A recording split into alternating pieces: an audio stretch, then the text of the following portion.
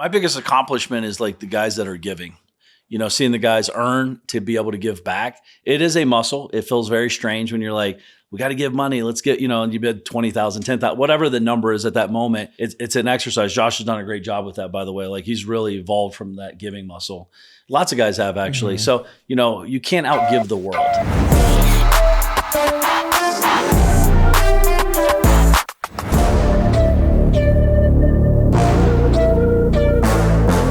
Hi, and welcome to the Flat Bill Investors Podcast. I'm Josh Zaglowski. I'm Zach Spencer. Welcome. Josh, today we are blessed to have not one, but two men with the same name. We've got a legend here with us who literally has pulled himself up, grew up in a trailer park, now has gone on to do really, really well. 12, 13 books written, has been mentor to many, many people, and is an inspiration to all of us. We're lucky today. Here, I'll switch up the flat bill. And see my shiny head. Same barber. Switch up the flat bill. We got Mark Evans in the house, and Mark Evans in the house. Welcome, you guys. Thank you guys for having us. What do you say, Mark? Hi. Mark's here. Mr. Enthusiasm. Love it. We love to have you here. Thanks for coming here, Mark. And Mark. There you go. Thank you for having us. Well, good. I think when we start, because we put on the hats, it says DM. First, kind of go over where that came from. Yeah, I was big into this weird thing called Dungeon Master. No, so like, but back in the day in Ohio, there was a guy named Mark Evans. I used to do a lot of real estate in Columbus, Ohio and stuff. And he was like an older guy in his 60s. So I'd go to the title company, like, oh, Mark Evans. So you have to sign all these documents. I'm not him, because he ripped off a lot of people. He did a lot of bad stuff. So my buddy's like, he's like, dude, you're like the doctor of money or the deal maker. So it became that. And then my mom's like, you've always made my dreams come true. You're the dream maker.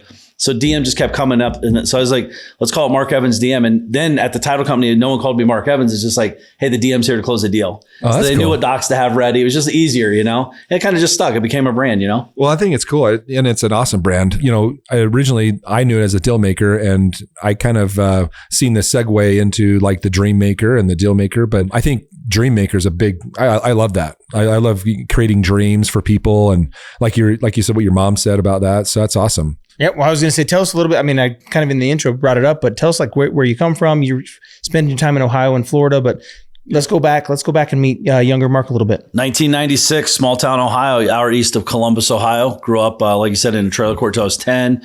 Moved into the house my parents live in still today.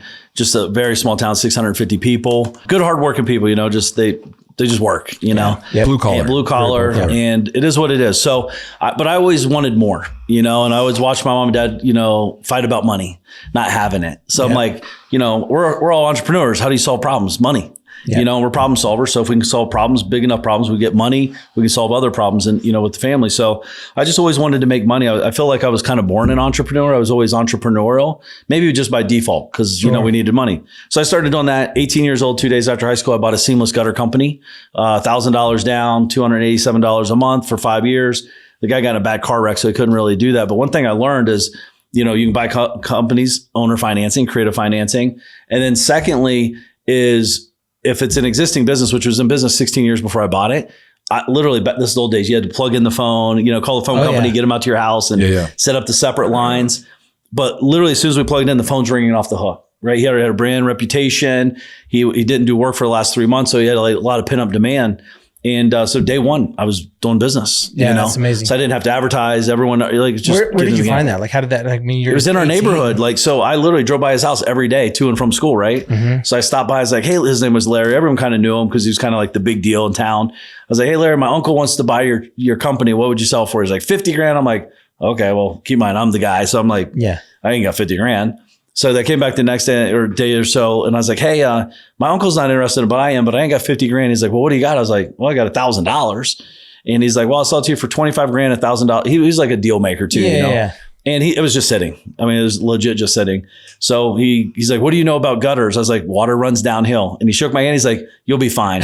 And he gave me the keys to the truck. And that was it, dude. It was pretty wild. Yeah, that's crazy. Yeah, you just got to stop. You just got to ask, though. I think that's entrepreneurship in general. You just don't know what you don't know until you ask, right? Mm-hmm. That's been a big theme is just, everybody needs a mentor. Yeah. And no matter where you're at in life, there's going to be somebody who's done more, done better, and come from other things. That's great. That's and great don't we advice. want to make everyone better too? Like if a young kid came to us, everyone thinks no matter what your age is, but like younger kids are like, well, I'm not old enough or I haven't earned it yet. And all that. The truth is guys like we want to like give them a hand up. I think Josh, to help them. go ahead. Yeah, the good example. I mean, there's, I'll say this first, and I wanted to kind of add what you're saying with that story. But like my son is 17, my oldest, and he's going to be 18 in January, so next month. And I brought him to a different type of events that we've done, that I've done on the commercial real estate side. And sometimes he'll kind of pull away and he'll come and talk to me. He's like, I'm not, I don't bring any value here. I'm like, don't worry about that right now. Yeah. You're 17, you're 16. He's done this a couple of times. And I'm always telling him, like, they know that. They're not requiring you to bring any value. No. They want to give back. They want to teach you, because believe me, in 10 years, they want to have that little impact and say, look what I helped out Gunnar with, on this little piece of his business, because that's actually very rewarding. Yeah. We always talked about of charity.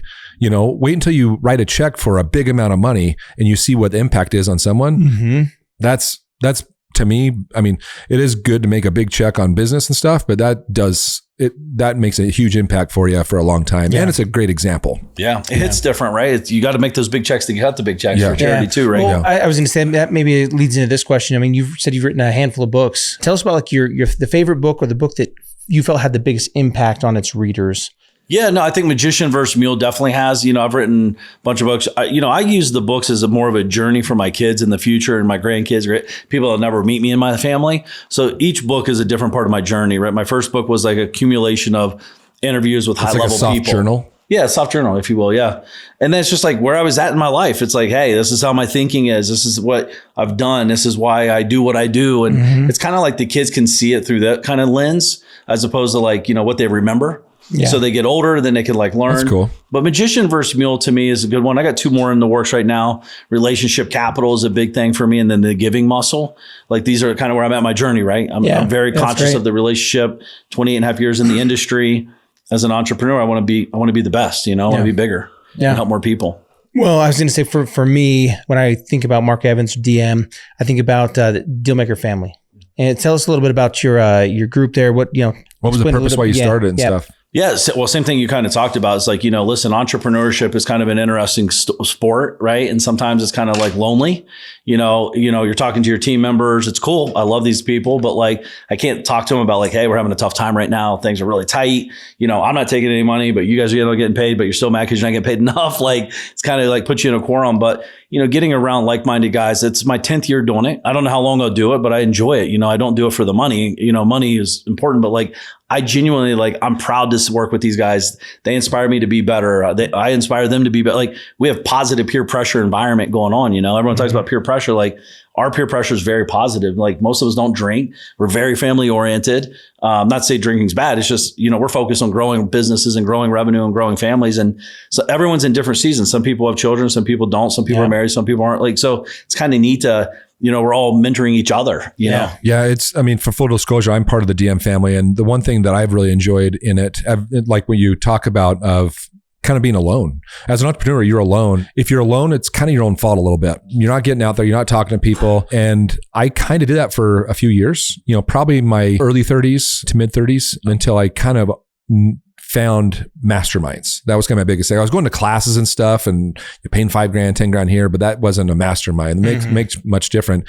And even this last year, you talk about like when you're talking about things are tight, when you had that conversation with your spouse, we had the one thing that we did this last 6 months ago is in Nashville is we had our spouses there. And that was actually kind of interesting to hear different perspectives from all the different entrepreneurs, spouses as well of what they go through. And what my wife goes through. And it made her feel a lot more at ease that there's other people. She's not alone. Yeah. Well, misery loves company. You thought you were with the crazy guy. That guy's pretty crazy. Yeah. You're pretty lucky, aren't you? Yeah, for sure. No, it's neat to see that because again, but like there's so many seasons going on in that one room, Yeah. Some people are very young families starting out. Some people are kind of getting towards the end of it. It's very interesting dynamic. It's pretty cool to see. Yeah, one thing you talked about that I wanted to add to what you're saying about asking the questions, if you don't ask the questions. It reminds me of like, I wasn't embarrassed to ask questions. And at the age of 23, I was at my very first mentorship in just real estate investing. It was a guy here in Salt Lake, Jeff Rappaport. And I remember writing down questions and I had about 20 questions and I was like, man, I can't tell them all 20. And because I'm in a class of like 15, 20 people and I didn't even know what equity was, but I wrote down FISBO and I spelled it FISBO. And I'm like, what is a FISBO? Because he keeps talking about, you get this FISBO and, put this sell, for sale sign, and I'm like, what is a FISBO? And so I asked him that question. He kind of chuckled a little bit because, he's been saying FISBO all day, but he's like, how many people don't know what FISBO is? And there's like 4 or 5 people. I don't know what you're saying when you say FISBO. Oh, wow. And he said it's for sale by owner. There was no I in it, but I wrote down FISBO, right? Yeah. But if you're not just in little real things estate, like that. you'd never know. And that one little question, I could have sat, and then back then there wasn't really internet. I mean, there was, but it was dial up, and they don't have, I don't even know if there's Google, and that would have been easy, but I probably would have spelled it on Google, FISBO. So that's a little question that sometimes we don't ask. And so it's always good to ask that question. I mean, asking questions, we keep revolving around like mentorship, having a mentee, things like that. What would you say one of your big accomplishments is with what you've done thus far and with the Dealmaker family and the things you've done? What are 1 or 2 of the things that you're most proud of? I mean, my biggest accomplishment is like the guys that are giving. Seeing the guys earn to be able to give back. It is a muscle. It feels very strange when you're like, we got to give money. Let's get, and you bid 20,000, 10,000, whatever the number is at that moment. It's an exercise. Josh has done a great job with that, by the way. Like he's really evolved from that giving muscle. Lots of guys have actually. Mm-hmm. So, and then they see Josh do it, then they see Keith do it, then they see Martin. Like it becomes a cool little competition. It's like, you can't outgive the world. Yeah. Right. So it's like we're giving to give. It's coming from a great place. Yes, it's scary sometimes. Yes, it's like, oh my gosh, what did I just do? But after you do it, you almost realize like, it's like whatever, Mm-hmm. But now it resets your thermostat, and now you're giving 50,000 a year is easy, or 500,000, whatever the number is. So I'm very proud of that, and just seeing the guys succeed, man, that's like amazing to me, and watch their families grow, and I'm in the game forever. Like I'm sure all of us as entrepreneurs are. That's the best thing we got. We're not like athletes where we have like a limited time and it's very short. That's we actually get better in time. They get worse in time, because they get old and their bones hurt and they break things. And business, we break things, but we also learn from it and we get better and stronger and bigger. And I think ultimately like deep relationship capital, just like with a spouse, the longer you're together, the longer you go through the good and the bad together and communicate, dude, the sky's the limit. Yeah. It really is unlimited. Yeah. Do you care elaborating a little bit on relationship capital? You've mentioned it a couple times now. Obviously, it's big on your mind right now. Mm-hmm. I mean, how are you in your own life improving those relationships and adding to that? Just being very mindful. Yeah, very mindful, very thoughtful. Pay attention to everyone's telling you when their birthdays are and life moments are happening, all these things. So be conscious of that, sending gifts. I like to give gift stuff. I'm very mindful. Josh just I posted in his story this morning, opening his gift. Yeah. It's really nice. Yeah. It's neat to do those kind of things and really just like let them know like, hey, you're not alone. We're here. I think it was part of the message on the card, even like as entrepreneurship, we can do it. Even if we're, say big and everyone knows who we are, whatever, you still feel alone sometimes. So it's like, hey, you have a community. You're never alone. We're here for you. By the way, enjoy the gifts kind of thing. So it's just more of a touch. Mm-hmm. I think that's the thing is like we live in such a virtual environment. How do you start bringing back real connection points? Yeah, I love that. And it could, like the old days, back in the day, I'd see like cut out something in a newspaper and put it in and mail it to someone. You're like, hey man, you check this out, thinking about you. And it's like Utah real estate. I've not done this, Josh, but like I would do stuff like that back in the day. So there's lots of ways to do it if you don't have a lot of money or whatever. Yeah, I mean, can you imagine right now if you hand mail? I know people like talk about this all the time, doing like old school, like it's the best, writing a handwritten letter or something like that. When you get that in the mail, you go, oh man, like they took action. Honestly, I'm the type that I actually put it in my drawer, my desk, and I'll leave it there. Yeah, it means something. Yeah, it does mean something. Not that it didn't take any less or more time than like an email. You might have spent more time on an email, but it's the thought. It's something that's mailed. Even if you type a letter and it's mailed, it's still mailed. I keep those letters for a long time. Yeah, I've done this. I remember my buddy Jeremy. I did this in 2005. I was in some country and I sent him a postcard. Dude, it's still in his bag today. I promise. If I called him right now and say, hey, show, like it's in his bag. Yeah. So I've always kind of done it. If I'm in like, I think I sent you guys from Dubai recently, something from Alaska. Like if I'm out, like I'm thinking about the DM guys because like, dude, like. We have the best life in the world. Even on bad days, it's still a good day. Oh yeah. So, it's like we're very blessed to know each other and be a part of the journey. And sometimes some people are on the bus forever, some people are not, but it is what it is. It's a journey. Yeah, that's cool. Well, one thing I was going to say too, and I know Mark knows this as an accomplishment is, part of why it's kind of like your why is the deeper side and the money is the top. You make money to have your why. And the one thing that, Mark has as far as accomplishment as well is he has plenty of time and good time with his family. he's got 2 kids. Obviously, Mark is the oldest. You can tell it's important. You mentioned a couple times about him. So he brings his family everywhere. And that's a huge accomplishment because that's tough for people. There was plenty of times, 5-10 years ago, like I missed my son's basketball games on Saturday because I had to, go out of town and consult for real estate or whatever it was, and so it was tough. And I hated leaving, but I also needed to put extra food on the table. So. Yeah, I think it's like, everyone talks about balance. It's not necessarily a balance of priorities. And sometimes priorities shift when things are going, if it's tough out there financially. Yeah, of course. But I think it all comes down to communication at that point. So if that happens, I'd sit down, like if I'm doing a big event specifically, it takes a lot of time and energy and my schedule is definitely different. So at dinner, we're sitting down with the wife, like, hey, heads up, next 2 weeks, I'm going to be not here. Like it's going to be a lot of work. I'm going to be in the trenches, just so you know, I'm not avoiding anything. Like, but if we can halt any conversation, like if you need me, I'm here, but like, I hope you don't need me kind of thing. Yeah. But yeah, I mean, listen, some people are in that situation right now, right? But the truth is we know a lot of people not in that situation that keep themselves in that problem. Yeah. And what are they avoiding? It's like, are you avoiding the uncomfortable conversation with your spouse? Maybe you're having, disruption with the kiddos. But I think, listen, if you're failing at home and succeeding at business, you're ultimately failing, big picture. And it's like, it's cool. If that's where you're at, it'll probably come around. Yeah, let's wrap around it and let's just face reality. We're good at that. As entrepreneurs, we face reality eventually. But let's do it now because you do have the kiddos, you have the spouse, and you got to remember why you fell in love. Why'd you fall in love? There's a reason.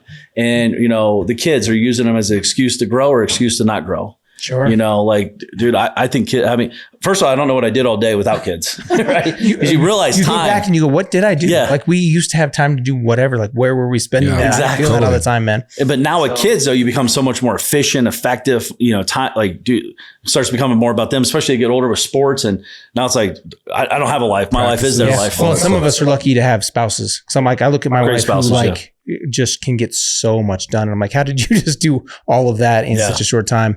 So that's a lucky blessing too. I know for all of us. Your wife, yep. Dude, could you imagine if we picked the wrong partner? That changes all this. That changes all this game. Yeah. And that's another accomplishment, right? Is our wives. Yes, 100%. Absolutely. They're very lucky. I hope you're watching. Our spouses are very, very, very lucky. We'll tell them fast forward to minute 16. Look what I said about you. Well, cool. Well, tell us what you're doing now. I mean, I know that we talked about the DM family, but there's also the DM Alliance, which is how many members at this point? 150 people. You do a call with them every week and, talk about problems. And, as far as having somebody, that's a great resource for people to attach onto and be part of for sure. What's interesting to me about all these DM Alliances, your group, all of our groups that we all belong to and have actually people belong to ours, is how many people are not willing to invest in themselves. The DM Alliance is $12,000 a year. And I'm like, and it's funny, like people won't do it. I'm like, you're not worth $12,000. It's not about me. It's not about Josh. Not you. It's about you as the investment in yourself. And if you don't think you're worth 12 grand, I genuinely don't want to hang out with you. I have nothing in common. I can't help you because you can't even help yourself. And I'm not saying you have to pay people, but like, I do know that is a sign of success. Yeah. You can be successful without it, but like, what does that look like? Do you want to work 12 more extra years to save 12 grand? Like, it's just so weird. They just don't understand. There's so many things with it too that people don't realize. You talk about relationship capital. That 12 grand could turn into other relationships within that group, not just you. They don't, like, if they never meet you, I mean, they're going to hear you and stuff, but there's other relationship. I'm the least important in the group if you do it right. Right. Yeah, totally. That's a lot of truth to that. I mean, and to kind of expand on that, like before in kind of the when we were talking, you were talking about one of your big goals. Yeah. Is to help. Tell me about that goal, about 1,000. Yeah, just, listen, I have some great partners in that space, but like getting companies, I grew up watching my uncles, my dad, everyone in my family does blue collar work. That's how I started too, right? So just seeing that there's a huge opportunity over the next 5 years for them to actually cash out and get life-changing money, not just for themselves, but maybe even their next generation or multi-generations. The truth is they're not very well versed on like how to protect and keep and grow money. So it's like, how do we help them get it? How do we help them guide, like be a steward of it, So I want to participate in like, the plumbing, the electric, the HVACs, the roofing company, all these cool environments. Well, there's big companies like BlackRock and stuff that are buying blue collar companies. Yeah. As soon as you get to a certain point, you're catching the eye of VC and private money. I mean, but that's kind of what I'm getting at is you think about paying the $12,000 to be around somebody who is actively trying to make you a millionaire. Yeah. Like if they don't want to get in that room with you, I mean, there's probably worse places places you could be than they're afraid. in a room with a bunch of people who want you to succeed. Dude, you got to understand, the average person has most people telling them, be grateful for what you have. Don't push the limits, blah, blah, blah. Like guys like us were like, dude, like you're making $600,000 a year. You should be making $6 million a year. Who's saying that at the VFW? No one's saying that. Yeah. Dude, you're buying everyone drinks because you're the big king of dingling in that room. So it's like, I think you got to get in rooms, and it's not just about the money, but what can the money do for you? Yeah. Yep. And that's what's exciting to me, because I do know we can change our lives. We have, and we will do a lot more of it. Yeah, it's amazing. It's great. Where you're at now, and you have partners in the blue collar space, what role do you play in your partnership?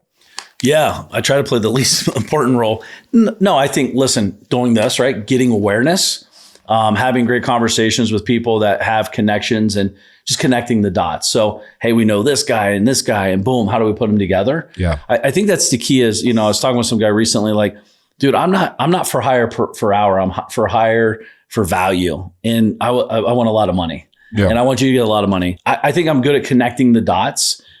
Talking, integrate, like good integrators, good operators, good, executors, CFOs. We definitely have to have CFO like folded in to make sure the books are solid, because that's where a lot of people fail. Mm-hmm. Just bringing all the pieces together of my 28.5 years and like, this is the player, Yeah, then that's what I was kind of going with. I was alluding to, because that's a skill of yours for sure, is being that visionary. And there's a book called Rocket Fuel. There's a visionary and integrator. And even, obviously I saw it the most when we were doing a lot of stuff with ERC with you and Adam on, you guys really connected and you guys figured it out on your side, and then you blew it up. Right. It takes that, kind of pinpointing on building your team. And that's why people say, hey, Nick Saban's awesome. And he is awesome. Yes. But he's really, really good at picking the right people, the offensive coordinator, the defensive coordinator, and that's why they had so much success national champion at LSU and Alabama. I think there's some other university. Success leaves clues. Yeah. So, but I that's definitely a skill of yours. And is it just something that you developed over time, or just kind of notice it one day? Or well, listen, same thing we talked about before the show here, how much does Jeff Bezos own his own company? And he's worth hundreds of billions of dollars. And, I used to want 100% of everything, and I always had a small amount. Right. As opposed to get great partners and get 10%, 20%, 30%, whatever the number is, but have strategic conversations and strategic growth. Like, how cool is it your partners make millions of dollars? Right. Like the old me is like, dude, if they got millions, I just got lost millions. It's like, no, we just made more millions together. Right. And how fun is it to make millions with buddies that you like, right. So the old, and that things break, right? I think that's another thing too. Control freak is, a lot of people are control freaks. They're afraid of letting go. No one does as good as me. The truth is, if you get the right partners, they'll do it better than you.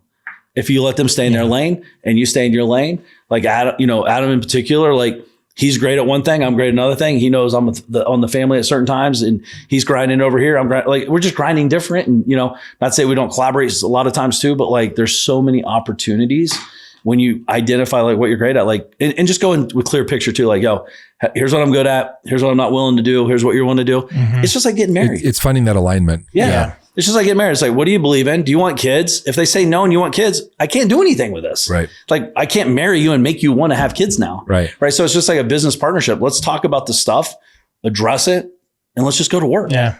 So much gold.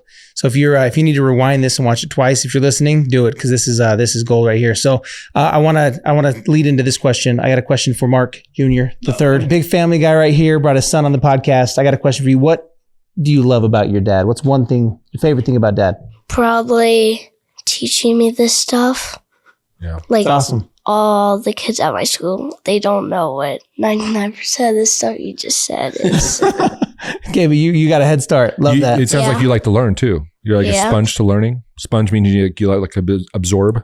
Like, he loves to learn facts and data and stuff like that. He loves that kind of stuff. Well, you got to be proud. You got to be proud to have I call it the education. We all need education. That's just what type of education you like or don't like. So your favorite education is what? Gym class? Maybe. He's all no. So, well, appreciate it, Mark.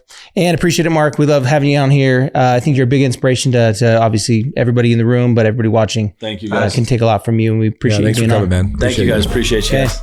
Well, till the next time, invest in your future. Invest in yourself. This is the Flat Bill Investor Podcast, signing off. Signing off.